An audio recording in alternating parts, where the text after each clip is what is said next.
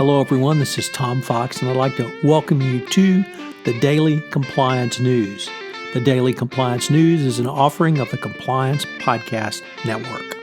June 20, 2019, the Kiss and Makeup edition. First up, Deutsche Bank faces criminal investigation for potential AML lapses. As reported by the New York Times, federal authorities are investigating whether Deutsche Bank complied with laws meant to stop money laundering and other crimes.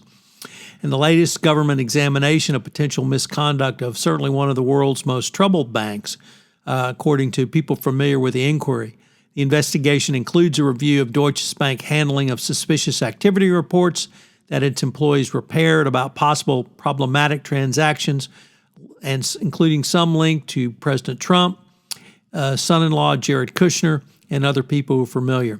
Criminal investigation is one element of several but separate overlapping government examinations into how illicit funds flow through the American financial system.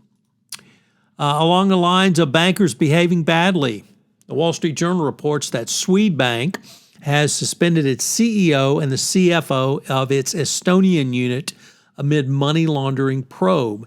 The bank suspended these persons under its continuing internal investigation. Swedebank came under scrutiny in February after a Swedish broadcaster reported that billions of dollars of illicit funds may have passed through the bank's Estonian branch in a link to money laundering at Danske Bank. The now former chief executive was ousted over the scandal, and the chairman of the board resigned shortly thereafter. So the Danske Bank scandal continues to roil the European banking industry. Next up, ex-French President Sarkozy is going to have to stand trial for corruption and influence peddling.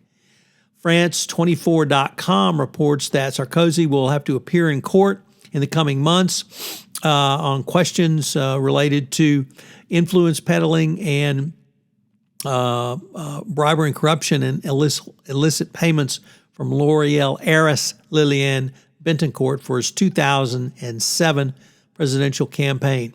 His lawyers are seeking information on developments in this case, and there's alleged allegations that Sarkozy offered another person a plum job in Monaco in exchange for certain corrupt activities, i.e. receiving money. So we're definitely going to have to follow this one out and see where it goes. And finally, Nissan and Renault have said they're going to kiss and make up. As with all kiss and make ups that people say they're going to do, of course, the proof is in the pudding, but Renault had threatened to abstain from a shareholder vote on proposed changes at corporate governance at the Japanese car maker, and now Renault has backed off of this. That detente allows Nissan to install a new board, a step that Renault executives see as allowing for possible resumption of merger talks by Nissan and Fiat Chrysler.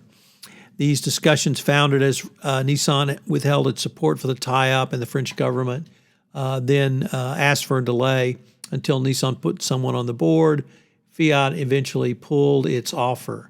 So whether this will work and help Renault Nissan to actually make up, whether it will lead to an additional merger possibility with Fiat, what the French government's going to say, we'll all have to wait. But at least one win for corporate governments and true love. As I've noted several times this week, my latest podcast is up, and I hope you will check it out, Trekking Through Compliance. If you love Star Trek or you just love compliance, this is the podcast for you.